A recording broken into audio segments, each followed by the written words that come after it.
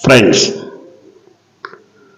మాజీ ఎమ్మెల్యే వైఎస్ఆర్సీపీ నాయకుడు వల్లభనేని వంశీ అరెస్టు ఒక ప్రహసనంలాగా సాగింది. రాత్రి 10:30 వరకు, ఉదయం 5:30, 6 గంటల నుంచి రాత్రి 10:30 వరకు పోలీసులు ఆయన్ని వివిధ పోలీస్ స్టేషన్లకు తిప్పారు. రకరకాలుగా ఏమారుస్తూ చివరికి విజయవాడలోని కృష్ణలంక పోలీస్ స్టేషన్కి తీసుకొచ్చారు. సుమారు 8 గంటల పాటు ఆ పోలీస్ స్టేషన్లో ఆయన్ని విచారించారు. ఆ తర్వాత రాత్రి 10:30 ప్రాంతంలో వైద్య పరీక్షలకు తరలించి ఆ తర్వాత జడ్జి నివాసంలో ఆయన్ని కోర్టులో హాజరుపరిచారు. జడ్జి ఎదుట హాజరుపరిచారు. అంటే ఇంతగా హైడ్రామా జరగడానికి, ఇంత నాటకీయ పరిణామాలు జరగడానికి తెర వెనుక చాలా ప్రహసనం దాగుందని వైసీపీ వర్గాలు చెప్తున్నాయి. ముఖ్యంగా వల్లభనేని వంశీ కృష్ణా జిల్లా గన్నవరం ప్రాంతంలో ఒక బలమైన నాయకుడిగా ఎదిగిన మాట వాస్తవం. ఆయన తెలుగుదేశం పార్టీలో 1-2 సార్లు ఎమ్మెల్యేగా గెలిచి తన ప్రభావం చాటుకున్న తర్వాత తెలుగుదేశం విధానాలతో విభేదించి, ముఖ్యంగా లోకేష్ నాయకత్వాన్ని ధిక్కరించి ఆయన వైసీపీలోకి వచ్చారు. వైసీపీ అనుబంధ సభ్యుడిగా చివరి వరకు కొనసాగి 2024 ఎన్నికల్లో వైసీపీ అభ్యర్థిగా పోటీ చేసి ఓడిపోయారు. కానీ పూర్వంలో ఆయన చేసిన వ్యాఖ్యలు, విమర్శలు, వీటన్నిటికీ ప్రతీకారం తీర్చుకోవాలన్నది టీడీపీ అభిమతంగా కనబడుతోంది. టీడీపీ అప్పటి నుంచి చెప్తూనే ఉంది, వంశీని వదిలిపెట్టం, వంశీ ఎక్కడున్నా అతన్ని వెంటాడి అతని మీద కక్ష తీర్చుకుంటామని మొదటి నుంచి చెప్తూనే ఉంది. ఆ మేరకే హైదరాబాదులో ఉన్నటువంటి వంశీని తెల్లవారుజామున 5:30, 6 గంటల ప్రాంతంలో అరెస్ట్ చేసి విజయవాడ తరలించారు. ఆయన భార్య కూడా తన సొంత వాహనంలో పోలీసుల వెంట నడిచినప్పటికీ ఆమెను విజయవాడ అవుట్స్కట్స్లో, శివారుల్లోని భవానీపురం ప్రాంతంలోనే ఆమె నిలుపుదల చేసేశారు. ఆమె ఒంటరిగా అక్కడ నిలిచిపోవాల్సి వచ్చింది. ఆయన వెంట ఎవరిని రాకుండా చూశారు. కృష్ణా జిల్లా అంతటా 144 సెక్షన్ విధించారు. అన్ని పోలీస్ స్టేషన్లను అలర్ట్ చేశారు. పేర్ని నాని వంటి వైసీపీ నాయకుల్ని హౌస్ అరెస్ట్ చేశారు. ఇంతగా పకడ్బందీగా వ్యూహం రచించి వ్యూహాత్మకంగా ఆయన్ని అరెస్టు చేయడానికి కారణం ఆయనకు అనుచర వర్గం ఉండటం, బలమైన నాయకుడు కావటం, ఆయనకు కొంత ఫాలోయింగ్ ఉండటం, టీడీపీకి మించిన ఫాలోయింగ్ ఆయన ఏర్పరచుకోవటం, ఇదంతా కారణం. అయితే ఇంత రచ్చ జరగటానికి, చివరికి కోర్టు పాలవటానికి కారణం ఏంటి? 2023 ప్రాంతంలోనే దొంతు చిన్ని లోకల్గా నాయకుడు, అతను టీడీపీ నాయకుడు, ఆయన వంశీ పైన అనుచిత వ్యాఖ్యలు చేస్తూ మీడియా సమావేశంలో కానీ ఇతరత్రా కానీ సభలు సమావేశాల్లో చాలా విపరీతమైన వ్యాఖ్యలు చేయడంతో వంశీ వర్గీయులు ఆయన ఇంటికి వెళ్ళి ఇలాంటి మాటలు మాట్లాడవద్దు అని హెచ్చరించడానికి వెళ్ళారు. ఆ సందర్భంగా ఆయన విజయవాడ పార్టీ కార్యాలయానికి తెలియజేయడంతో అక్కడ ఉన్నటువంటి పట్టాభి స్పోక్స్ పర్సన్గా ఉన్నారు. ఆయన గన్నవరంలో టీడీపీ తరఫున పోటీ చేయాలని ఆకాంక్షించారు. ఆయన ఆగమేఘాల మీద గన్నవరం వెళ్ళి హంగామా సృష్టించారు. చివరికి పోలీసుల మీద కూడా దాడి చేశారు. ఈ సందర్భంగా గందరగోళం జరిగింది. ఆ తర్వాత టీడీపీ కార్యాలయం పైన దాడి జరిగింది. ఈ వ్యవహారంలోనే, టీడీపీ కార్యాలయంపై జరిగిన దాడి వ్యవహారంలోనే వంశీ పైన కేసు నమోదైంది. అయితే ఈ కేసుకు సంబంధించి ఫిర్యాదుదారుడు ఎవరైతే ఉన్నాడో సత్యవర్ధన్, అతను తెలుగుదేశం కార్యాలయంలో కంప్యూటర్ ఆపరేటర్గా పనిచేసేవాడు. అతను ఫిర్యాదుదారుడిగా వంశీని అరెస్ట్ చేయడానికి ప్రయత్నాలు జరిగాయి. ఆ కేసులో ఆయన యాంటిసిపేటరీ బెయిల్ కోరారు. స్థానిక కోర్టు, హైకోర్టు, సుప్రీంకోర్టు దాకా వెళ్ళారు. సుప్రీంకోర్టులో లోకల్ కోర్టుని మరొకసారి విచారించమని ఆదేశించడంతో విచారణ జరుగుతోంది. కొద్ది రోజుల్లో, అంటే ఒక 4-5 రోజుల్లో ఆయనకు యాంటిసిపేటరీ బెయిల్ వచ్చేటువంటి అవకాశం ఉన్న దశలో ఈ మొత్తం వ్యవహారం సాగింది.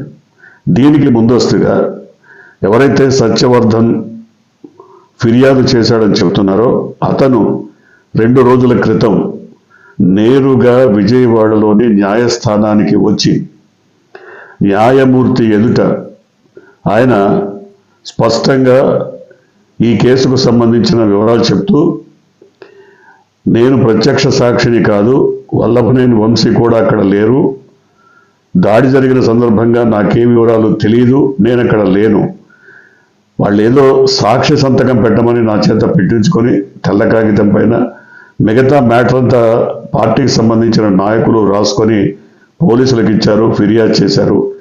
ఇందులో నిజానిజాలు తేల్చుకోవాల్సిన అవసరం ఉంది, నాకైతే సంబంధం లేదు, నాకు తెలియదు అని స్పష్టంగా చెప్పేశారు. దాంతో కంగారు పడ్డటువంటి 40 years ఇండస్ట్రీ పెద్ద నాయకుడు, ఆయన కుమారుడు చిన్న నాయకుడు ఇద్దరూ కలిసి కేసు వీగిపోయింది. ఎందుకంటే ఎవరైతే ఫిర్యాదుదారుడు ఉన్నారో అతనే నేరుగా కోర్టులో జడ్జి ముందు నిలబడి ఇదంతా అబద్ధం, ఫేక్, నాకు సంబంధం లేదు, వాళ్ళు తెల్లకాగితం మీద సంతకం తీసుకున్నారు, పైన మ్యాటర్ అంతా వాళ్ళు ఏం రాశారో నేను చూడలేదు, కేవలం సాక్షి సంతకం అని నాతో తీసుకున్నారని చెప్పేటప్పటికీ మొత్తం కేసంతా తల్లకిందులైపోయింది. దీంతో కంగారు పడ్డ నాయకులు సత్యవర్ధన్ సోదరుణ్ణి, తల్లిదండ్రుల్ని రహస్య ప్రాంతాలకు తీసుకెళ్లి బెదిరించారని చెప్తున్నారు, భయపెట్టారని చెప్తున్నారు, చంపేస్తామని అన్నారని కూడా చెప్తున్నారు. మరి ఏం జరిగిందో తెలియదు. సత్యవర్ధన్ సోదరుడు మళ్ళీ ఫిర్యాదు చేశారు, నా తమ్ముడు సత్యవర్ధన్ని వంశీ మనుషులు కిడ్నాప్ చేశారు, బలవంతంగా ఆయన చేత చెప్పించారు, చంపేస్తామన్నారు, అందువల్ల మా వాడు చెప్పాడు, లేకపోతే ఇదంతా జరిగేది కాదు అనే చేత ఒక కొత్త కేసుని పోలీస్ స్టేషన్లో రిజిస్ట్రేషన్ చేయించారు.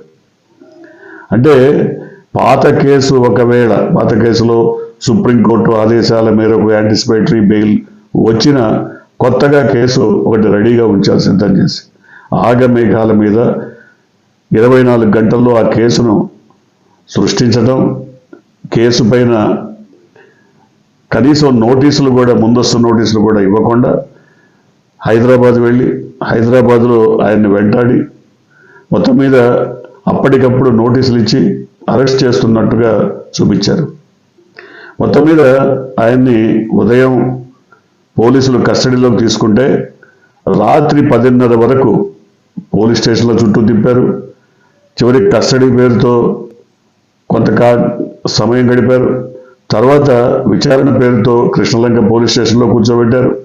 అక్కడికి న్యాయవాదులు వెళితే ఇక్కడ వంశీ లేడని చెప్పి వాళ్ళని బయటికి తరిమేశారు. ఆ కృష్ణలంక పోలీస్ స్టేషన్కి వైసీపీ ఎమ్మెల్సీలు, కొంతమంది నాయకులు లేదా వంశీ అభిమానులు, న్యాయవాదులు భారీ ఎత్తున తరలి వచ్చి ఆయన్ని కలవటానికి ప్రయత్నించారు. న్యాయవాదులకి కలుసుకునే హక్కు ఉంది.